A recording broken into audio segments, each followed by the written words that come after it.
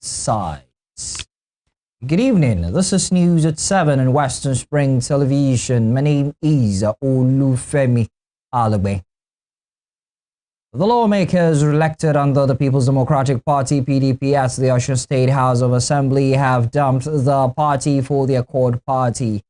A statement issued by the Speaker's Chief Press Secretary, Olamide Tiamiu, reveals that the decision was reached during a parliamentary meeting. According to the statement, the members had resigned from the PDP weeks ago, following what they described as deep reflection and extensive consultations with supporters, political associates. In pieces and bits. Only God knows how many more she will still have to release to further embarrass us in Osun. But we demand that government first make that report public. Whatever has been done was supposed to have been done in the interest of the public. So we demand that that report be published first. Let every eye see that report. We know how many reports has been kept under, but let this report be out and be seen first. And then we know where to go from there. But the truth of the matter is that Adamawa State Governor Amadou Fintiri has announced his defection from the People's Democratic Party (PDP) to the All Progressives Congress (APC). Fintiri announced this in a state broadcast on Friday. The governor said he moved with all his cabinet members, appointees, and elected local government chairmen.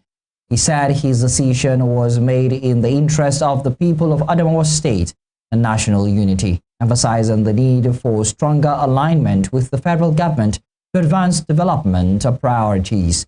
Speaking to the Adamawa State House of Assembly, Wesley Bathia has on Wednesday resigned his membership of the PDP alongside 14 other lawmakers. We are ready to move forward to align our politics to national politics. After wide consultation with the large spectrum of our people, we have resolved to politically align Adamawa State with the All Progressive Congress (APC). This alignment will enable Adamawa to effectively support and leverage the renewed hope agenda of Mr. President Ahmed Bola Tinubu (GCFR), which aims to transform the nation into critical sectors, including social welfare, infrastructure, housing, and inclusive economic development. The decision to leave the PDP and join the APC was not taken lightly. It was not driven by personal ambition or by convenience. It was guided by one overriding consideration: the long-term stability, development, and prosperity of Adamawa State. Fellow students, you remain our most cherished partners. I want you to trust that this decision is in our best interest. Wherever we go from here, we are going as a collective with the required political strength and the number that confers value. We have structures everywhere. We are moving into APC with all the 226 votes, 21 local government areas, all elected and appointed members, and indeed our energy and our political machinery confer benefit to our state, the nation, and our people. I therefore call on all our supporters to fit in, register massively in the APC, and gear up for a future that is assured. The People's Democratic Party (PDP) Governors backed Tani Motoraki-led National Working Committee has commended the Oyo State High Court for affirming the legitimacy of the party's Ibadan National Convention held in November 2025. Turaki-led National Working Committee, through a statement by its National Publicity Secretary, Iniemema Bong, on Friday hailed the ruling as a triumph for internal democracy and the cohesion of the party. On Friday, the Oyo State High Court in Ibadan affirmed the validity of the 2025 PDP National Convention held on November 15 and 16 in Ibadan, which saw Turaki elected to lead the National Working Committee. Justice Ladino Akintola of Court 5 delivered the judgment after ruling on an application for joinder in the case. In response, the PDP praised the court for its bravery and commitment to upholding justice.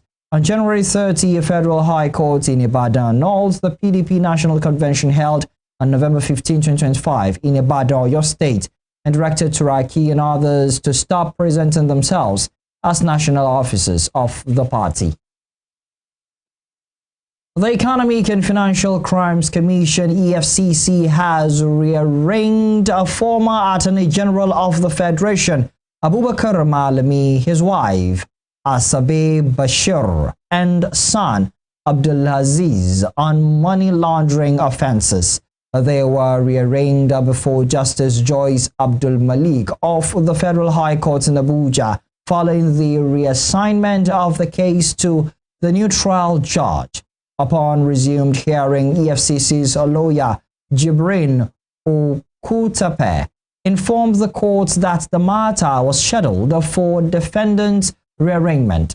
Okutape equally applied that the sums listed in count 11 and 12 be corrected to read 325 million naira instead of 325 billion naira for count 11 and 120 million naira instead of 120 billion naira for count 12.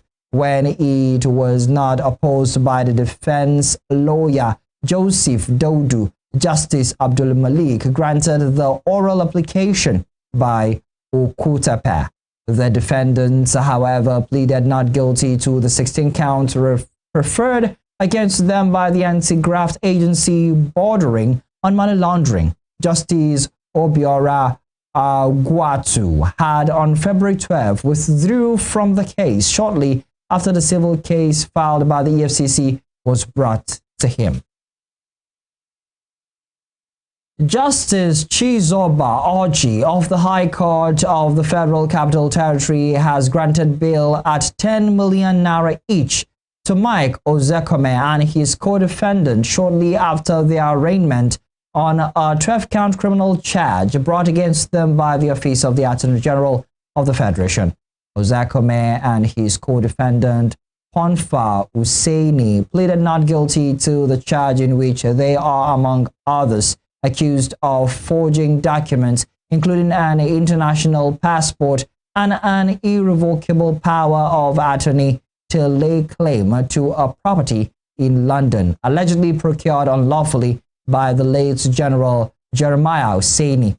In his ruling, Justice Chizoba Orji granted each of them bail at 10 million naira with a surety each who must have a property in the FCT. Justice Orji ordered them to deposit their international passports with the court.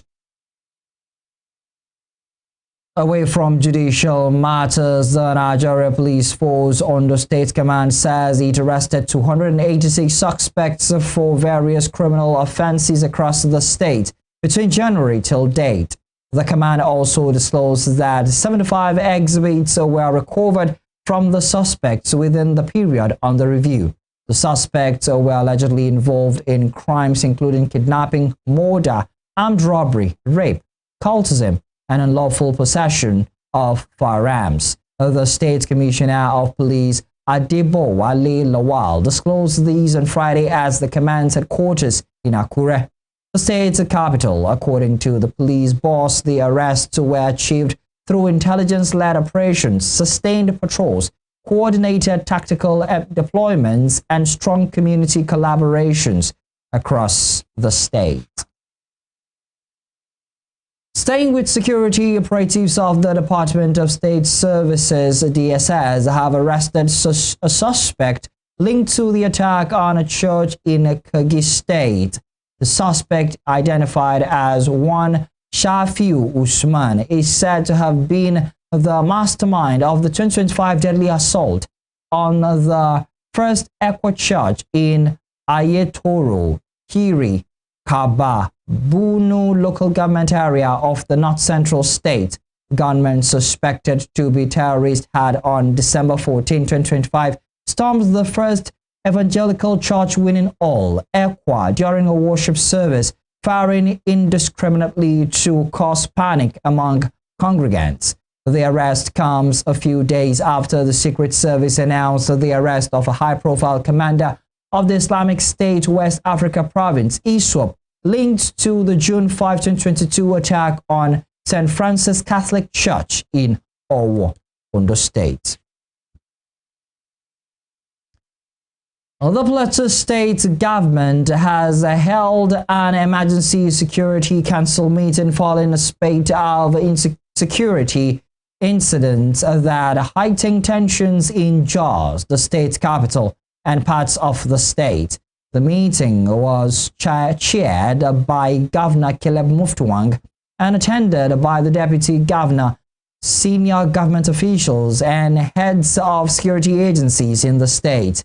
Speaking after the meeting on Friday, Governor Muftuang said the council reviewed security developments recorded within the last 2 weeks, including a mining-related incident in West local government area and several attacks that claimed lives in different parts of the state.